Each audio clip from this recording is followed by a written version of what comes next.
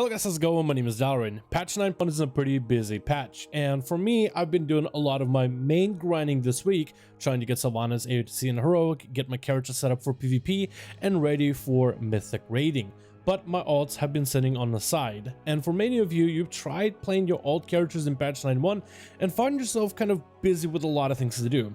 There's Korthia, more updates, Covenant assaults, a brand new world boss to slay, and the way that you collect Renown and the gearing, also the gearing, has been completely restarted in this patch. So if you're someone trying to play some alt characters and are a little bit confused on what to do, I'm gonna go over the different grinds you should do on your alts, but also which ones I feel like you don't necessarily need to do if you want to play some alt characters in patch 9.1. I should also define what an alt is. For me, an alt is not a second main. You are not treating this character as a second main to maintain at the same level as your main. These are alts, characters that you want to play from time to time, maybe check out different builds or check out class changes, try out different legendaries, maybe even different covenants, different playstyles for PvE or PvP. So we're not going to be doing some of the grinds that my main is going to do, like sockets and research in Korthia, for example, or endlessly slaying Torghast enemies for the rest of our life, or even best in slot gearing. We're just trying to find ways to get the most out of a character for the least amount of effort. The first thing I can go over is Renown. Renown catch-ups are pretty fantastic right now in patch 9.1. And there's a lot of different ways to catch up, as your character is going to need Renown to unlock some of your Covenant legendaries, which could be super fun to play with, but also your Covenant mount if you have multiple different alts in different Covenants. Maybe you're trying to work up the Renown so you can buy all the new cosmetics with anima from your different Covenants, and this is what we're going to focus on, is the Renown catch-up. For me, for my alts, I'm not really looking to keep them with the same Renown level as my main, although that is pretty easy to do because the Renown catch-up is pretty aggressive. I think it's actually somewhat better to be maybe like a week or two behind where your main character is, because a lot more other activities are going to offer you Renown. Activities that are generally faster or simply more efficient for the time you put in, like chapters in your Renown Covenant campaign. They actually offer you 2 Renown per chapter, which means you don't really need to slow down too much in order to grind Renown in order to see the next chapter of the campaign. This is very handy whenever I swap my hunter to Necrolord to check out the new Necrolord Covenant legendary.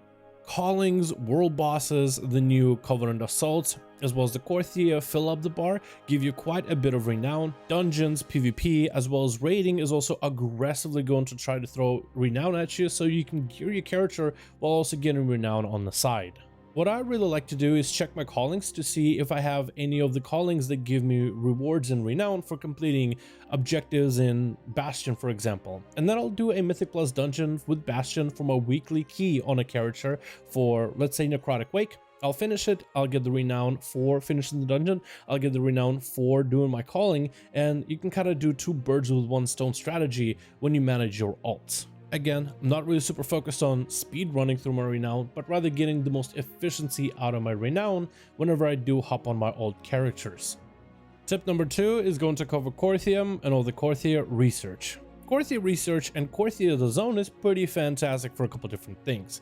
First of all, if you pick up your 1000 anima weekly quest to get your Renown, just by hanging out in Korthia, slaying some rares, checking out some treasures, you'll get so much Renown just from the quests alone that you'll be able to fill up that 1000 anima very quickly. It's amazing for your mains, but also fantastic for your alts, especially if you're going to be using that Renown to buy some mounts and maybe even cosmetics in the future. So let's min-max Korthia a little bit. The most amount of effort for the least amount of time spent, because Korthia is a place you could just be a massive time sink. You can slay every single rare, you can loot every single treasure, complete every single event, and just spend hours there on every one of your characters.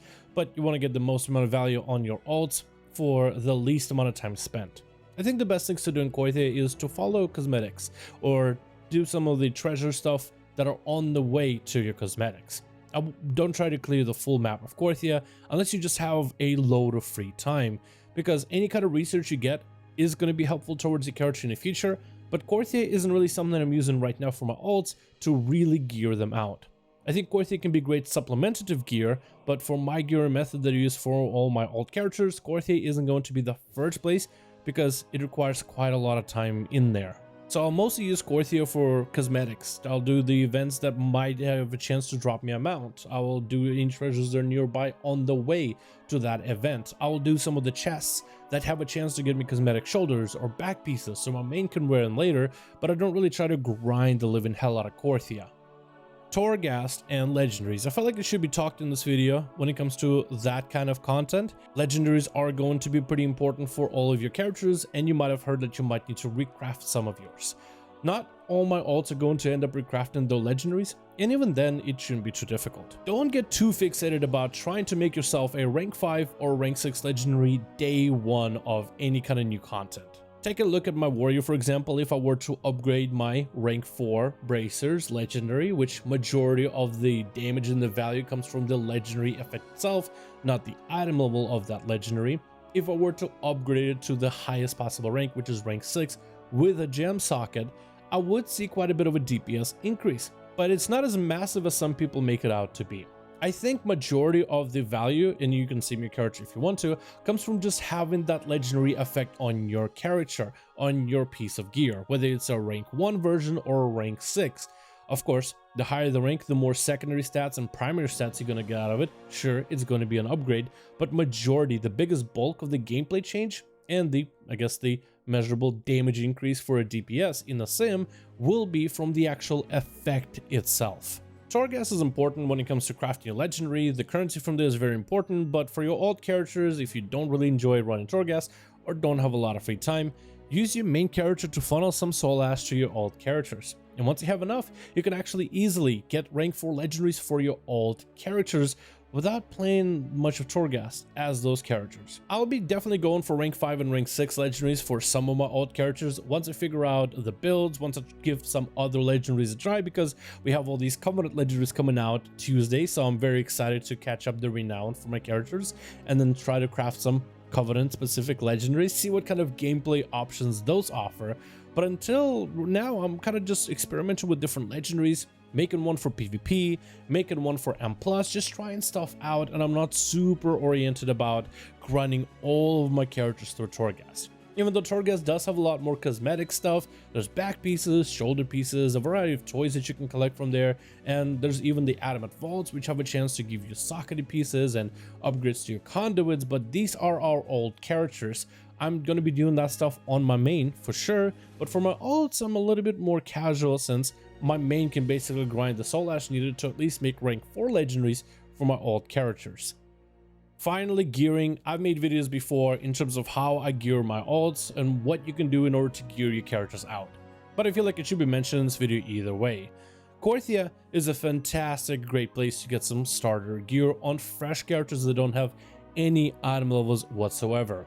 Assaults also can be fantastic too, but they do take a little bit of time, and if you're someone who doesn't have a lot of free time but you want to get the most out of your alt characters, I would maybe do assaults on some of the characters you're currently playing or are very interested in checking out for patch 9.1, but I feel like those are not super necessary. From my time playing and managing 10 alts from last season, I found the best ways for me to gear my characters is either to go with the path of PvE or PvP. The PvE path, which I think personally is easier, is to do my weekly Mythic Plus keys. You don't have to jump into 15s off the bat in order to be able to start doing all of your keys. You can start small, and that's what I did with a lot of my alt characters. I started with some smaller keys, some 2s, some 4s, worked my way up to 6s, and eventually got enough item level, mostly after completing my Covenant campaign, which gives you basically 200 item level, to get into 10s. 10s allow you the opportunity to get some decent gear from your weekly vault, and this is where for your alts you kind of got to get a little bit of lucky. So for my alt characters, if I get a little lucky, I'm able to replace some of my lower item level pieces from the Great Vault over time. Some characters were luckier than others, like my Death Knight, who was able to basically catch up to my main. And then we have my Survival Hunter, where I can get same bracers with Master Versatility, 2 of the worst secondary stats, 3 times in a row, which isn't super fun, but again, this is my alt character, just something I'm gearing on the side, not putting the most amount of effort into it. I'm just gonna hopefully have better luck next time. And over time, you are able to get gear from the end of the dungeon run, with the value that you accumulate from doing those dungeons over time, and any callings you do on the side can also help you out. But also the weekly vault can sometimes get you massive updates, massive upgrades, I also have guildies that like to do keys on the side, and I like to bring an alt in, but a lot of my keys that I do on stream are in just complete pug groups. And I know that the WoW Mythic score has basically replaced the Radar.io score, but as long as the Radar.io website maintains that you have a main character and your alt characters, most players that do run the Radar.io add-on, because I don't think it's going to fall off anytime soon, will still be able to see like your main's characters best item level or best score from the last season. And if you have a decent main character that you do keys regularly on, you're naturally going to build that score, and then your main can basically have that score carry you over for your alts, which means getting into some of the lower dungeons while you gear on your character could be a lot easier, since people know that, hey, you know the mechanics, you're just trying to gear up an alt character. Another way to gear your alts will be through PvP, and through PvP I think it's actually also can be quite a lot of fun. PvP in your own time. I think PvP has even more flexibility than Mythic Pluses, because you'll probably want to do it on Tuesday, Wednesday, maybe Monday, when everybody's trying to get the keys done the last minute. But PvP, I feel like there's always groups, whether it's arenas, whether it's RBGs. I feel like Cap and Conquest would be your main priority, because you are also trying to get the best of the best gear you can from your weekly vault. And the best way to do that is to earn honor in rated PvP, while also grinding some conquests to buy from the vendor itself. It's all pretty straightforward. For your rated PvP, I suggest doing like 2v2s or even 3v3s if you feel comfortable with it, but also RBGs are fantastic. They were great in Season 1, and there's a lot of low CR and completely YOLO groups that will take literally anybody with a decent item level. If you're someone who is trying out, let's say, gearing for PvP from scratch, you just got to max level and you're trying to maintain those alts, I feel like honor grinding is probably the best way of going about it. Just queuing battlegrounds and epic BGs and getting those quests from the PvP vendors to supplement for a little bit extra honor and conquest. It's a fantastic way of gearing. So I feel like PvP is the more straightforward method, but one of the easier bits of PvP you could totally get into is RBGs. If you have high enough item level, I mean, it all depends on the groups that you find, but if you have high enough item level or enough versatility and people let you in, getting some YOLO random RBG groups at very low rating, I mean, those can feel just like normal battlegrounds and they give you a ton of rewards. Getting that weekly honor cap or inside of rated PvP for your weekly vault will kind of be your prerogative for PvP gearing. And slowly but surely, over time, you can get a little bit extra rating to get combatant and maybe even 1600 for challenger, which will definitely give you a bit of a boost in that item level, but at least it'll let your alts get started and it'll allow your alts to be pretty playable for a majority of PvP scenarios. And that would be everything that I can talk about when it comes to managing your alts, when it comes to doing the most amount of value for the least amount of time spent on them, just from my experience of managing all these alt characters in Season 1. A lot of people say that Shadowlands, while it's supposed to be a more alt-friendly expansion, doesn't really feel like it. Definitely in Shadowlands there's quite a lot to do. In Patch 9.1 in particular, there's quite a bit to do. Between Korthia, between the world boss, between the new gear grind for PvE or PvP, between all the renown you now have to get, there's quite a bit to do for all of your alt characters. But I feel like even though there's more to do, there's still more efficient ways of going about it if you are looking to play some alts. Not second mains, but rather alts. And those would be my tips on how to manage that. So with that, I want to thank you guys so much for watching this video. Let me know if you found this video helpful, and what other tips would you give to other players trying to maintain their alts? Which grinds would you personally skip out on your alts, and which ones do you think you want to pay attention to? Thank you so much for watching. I do hope you guys enjoyed, and I'll see all of you in the next video.